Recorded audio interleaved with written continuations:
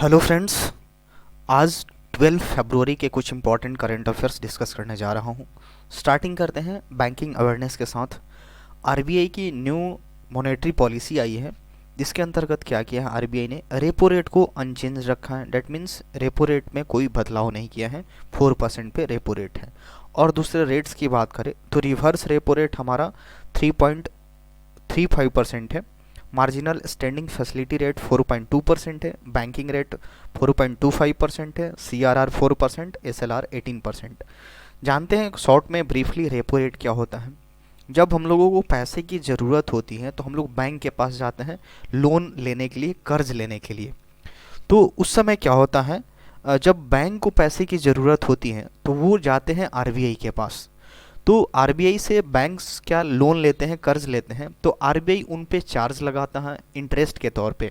यानी वो बैंकों पे चार्ज लगाता है, इतना परसेंट हम आपसे ब्याज लेंगे।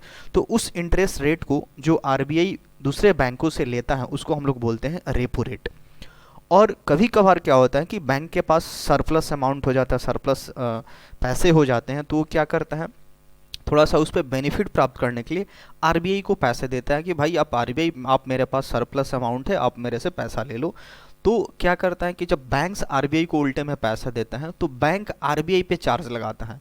बैंक जो होता है आरबीआई से कुछ इंटरेस्ट के तौर पे जो पैसा वापस लेता है उसको हम लोग बोलते हैं reverse repo rate. Alright, RBI जो बैंक्स पे इंटरेस्ट लगाएगा उसको रेपो रेट, और बैंक जो अपना पैसा आरबीआई को देता है तो उस पे बैंक्स क्या करता है, अपना खुद का एक इंटरेस्ट रेट लगाता है, उसको हम लोग बोलते हैं रिवर्स रेपो रेट। और एक बहुत इंपॉर्टेंट है कि जो रेपो रेट से हमेशा रिवर्स रेपो रेट क्या होता है, कम ही होता है। तो इसने रेपो रेट को कोई चेंज नहीं किया, 4%। बाकी आपने देख लिया, ये हमारे आरबीआई के अभी करंट के गवर्नर है, आरबीआई गवर्नर शक्तिकांत दास, ये 25 नंबर के गवर्नर हैं।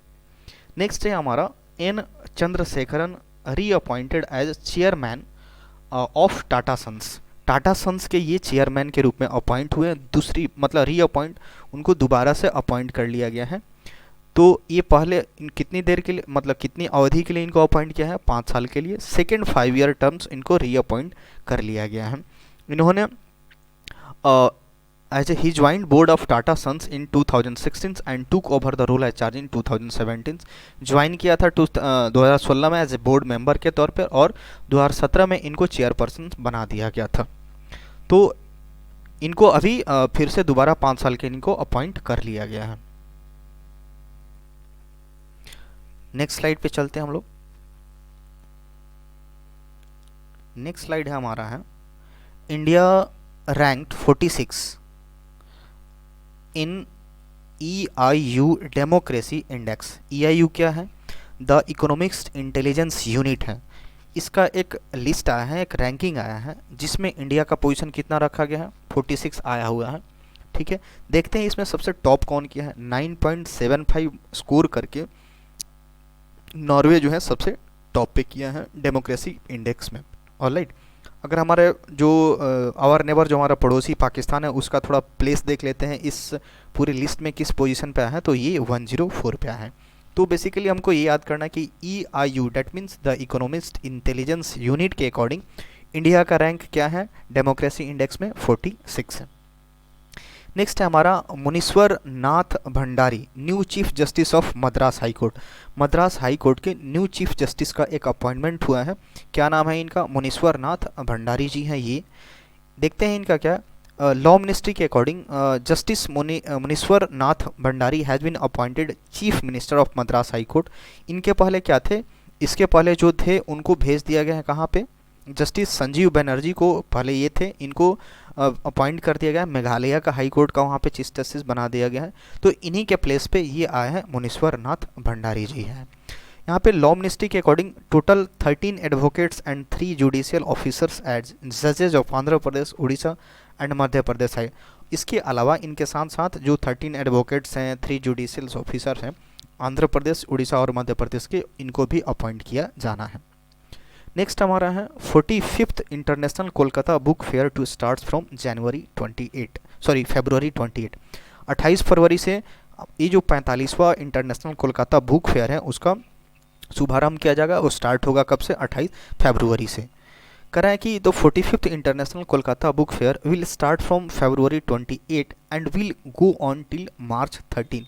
28 फरवरी से शुरू हुआ है और 13 मार्च तक जाएगा। इसका मेन थीम कौन सा कंट्री होगा, किस कंट्री को लेकर के ज़्यादा इसमें चर्चा किया जाएगा, चाहे उसको प्रचार प्रसार किया जाएगा, वो है हमारा बांग्लादेश। ठीक है, बंग बंधु वहाँ के जो काफ़ी रेनॉल्ड पर्सनालिटी हैं बांग्लादेश के, उनकी बर्थ सेंटेनरी 100वां उनकी बर्थ जन्मदिन को सेलिब्रेट किया जा रहा है। उसके साथ साथ बांग्लादेश का इंडिपेंडेंस को 50 साल हो गए हैं, उसकी स्वतंत्रता को 50 साल हो गए। इन दोनों के उपलक्ष्य में वहाँ बांग्लादेश को एक थीम रखा गया है इस साल का कोलकाता इंटरनेशनल फिल्म फेयर का, बुक फेयर का। बांग्लादेश डे कब मनाया जाएगा, ये मार्च 3 और 4 को सेलिब्रेट किया जाएगा। The fair will inaugurated on फरवरी 28। 28 फरवरी को वेस्ट बंगाल की जो चीफ मिनिस्टर है ममता बनर्जी जी, उनके द्वारा इस 45वें इंटरनेशनल कोलकाता बुक फेयर का शुभारंभ किया जाएगा। नेक्स्ट है SBI tie up with NAC academy to launch 5 online courses 2022। SBI recent news यहाँ पे आया है कि इसने NAC एकेडमी के साथ टाई अप किया है, 5 ऑनलाइन कोर्स लॉन्च करेगा। वो जो कोर्स होगा 3 से 6 हफ्ता के लिए होगा। इसमें क्या किया जाएगा, इसमें बेसिकली जो हमारे स्किल्स हैं बैंकिंग को लेकर के, फिनेंशियल लिटरेसी को लेकर के, उसको प्रमोट किया जाएगा और उससे जुड़ी जितनी सारी स्किल्स हैं उसको सिखाया जाएगा।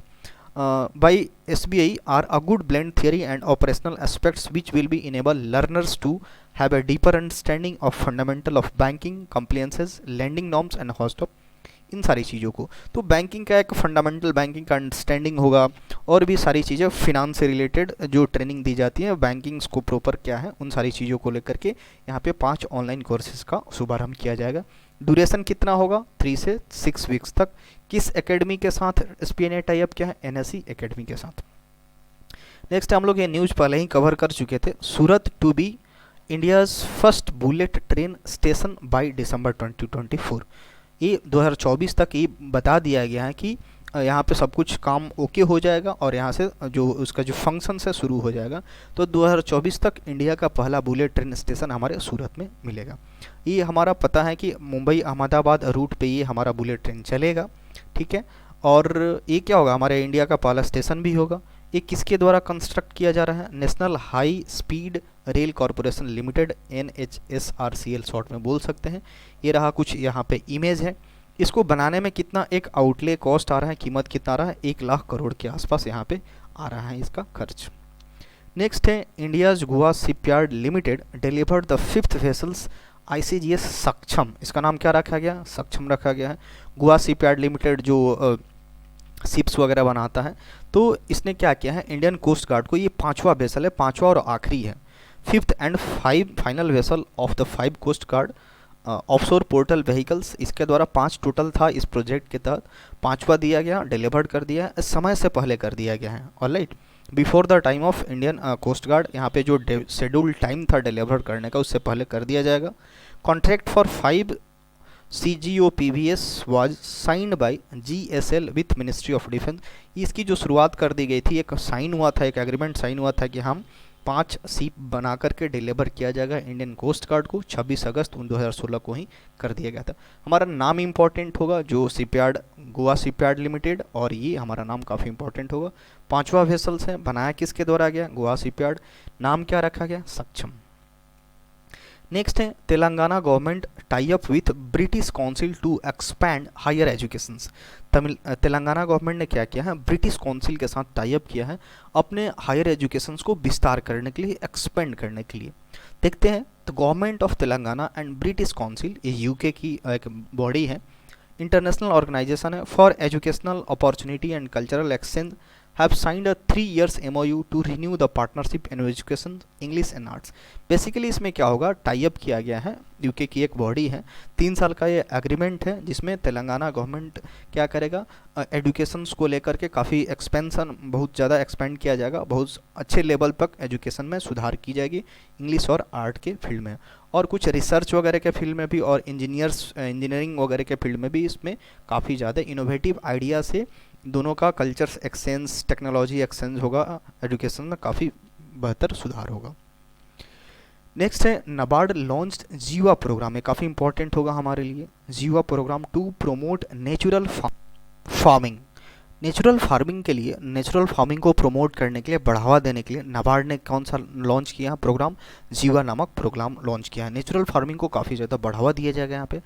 NABARD has launched the Jiva programme to promote natural farming under its existing watershed and wadi programme. इसका ऑलरेडी पहले से ही एक चल रहा है प्रोग्राम जिसका नाम क्या है? वाटरशेड और वाडी प्रोग्राम 11 स्टेट में चल रहा है। तो इसी के जरिए क्या नेचुरल फार्मिंग को बढ़ावा देने के लिए एक जीवा प्रोग्राम लॉन्च किया गया है। To effectively implement the principles of agroecology, long term sustainability and transform the pre existing social and natural capital efficient farming. Basically यहाँ पे नेचुरल फार्मिंग को बढ़ावा देने के लिए बहुत सारी सपोर्ट्स किया जाएगा एग्रीकल्चर फील्ड को नाबार्ड के जरिए। प्रोग्राम का क्या नाम रखा गया? जीवा प्रोग्राम। देख लेते हैं कुछ स्टेटिक न्यूज यहाँ से। नाबार्ड का फॉर्मेशन कब हुआ था? जुलाई 12, 1982 को। हेडक्वार्टर कहाँ मिलेगा इसका? मुंबई में। और नाबार्ड के चेयरमैन कौन है? गोविंदा राजुलू चिंताला, जिसको शॉर्ट में हम लोग पढ़ते हैं GR चिंताला जी। नेक्स्ट हमारा है a new book titled India Africa relations changing horizons. किसके द्वारा लिखा गया? राजीव भाटिया के द्वारा ये लिखा गया। एक एम्बेसडर है। ये बुक का कुछ यहाँ पे कुछ पिक्चर्स आया हुआ है। एम्बेसडर राजीव कुमार भाटिया और distinguished fellow foreign policy studies programme at Gateway House, इन्होंने इस बुक को लिखा है India Africa relationships changing horizons. इसमें जो भी इंडिया अफ्रीका के बीच रिलेशंस हैं, ट्रेड्स को लेकर के, स्टेक होल्डर्स को लेकर के, और भी जितना सारा रिलेशनशिप है, इसके बारे में इंडिया और अफ्रीका के बीच में रिलेशंस को यहाँ पे पूरी तरह से व्यक्त किया गया है। नेक्स्ट है हमारा Krishi Network ropes in actor Pankaj Tripathi as a brand ambassador. Pankaj Tripathi को क्या बनाया गया? कृषि नेटवर्क एक प्लेटफॉर्म है जिसको क्या बना दिया गया? ब्रांड एम्बेसडर बनाया गया। किसको? पंकज त्रिपाठी जी को।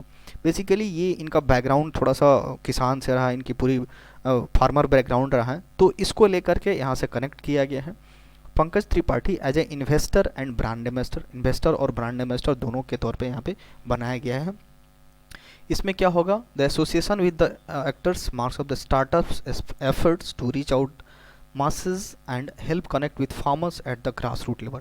जो किसानों की जो समस्या है उनसे जुड़ने की या फिर उनसे कनेक्ट पूरे एकदम ज़मीनी स्तर पे, ग्रास रूट लेवल पे यहाँ तक जाया जाएगा। और क्या किया जाएगा? Improve profits by providing them instant answer to their questions for making critical farm decisions. और उनको काफ़ी तुरंत उनके सवालों का जवाब दिया जाएगा, और ताकि उनको प्रॉफिट हो सके, उनकी जो भी फार्मिंग हो रही है उसमें और उनको बेहतर जानकारी प्रोवाइड करा जा सके। इस देखते हैं कृषि नेटवर्क का फाउंडेड कब हुआ था? 2018 में। हेडक्वार्टर कहाँ मिलेगा? दिल्ली में। CEO कौन है इसके? आशीष मिश्रा जी हैं। नेक्स्ट है हमारा स्पोर्ट्स से रिलेटेड न्यूज है। ऋषभ पंत को क्या किया गया है? ऋषभ पंत, शाहीन अफरीदी, कुछ यहाँ पे प्लेयर्स के नाम दिए गए हैं। एक अवार्ड का नाम है ESPN Cricinfo award for 2021। हर साल ये आता है, तो इसमें कुछ चुनिंदे प्लेयर्स को यहाँ पे नॉमिनेट किया गया, उनको अवार्ड्स मिला हुआ है। मेंस टेस्ट बैटिंग में ऋषभ पंत को मिला हुआ है।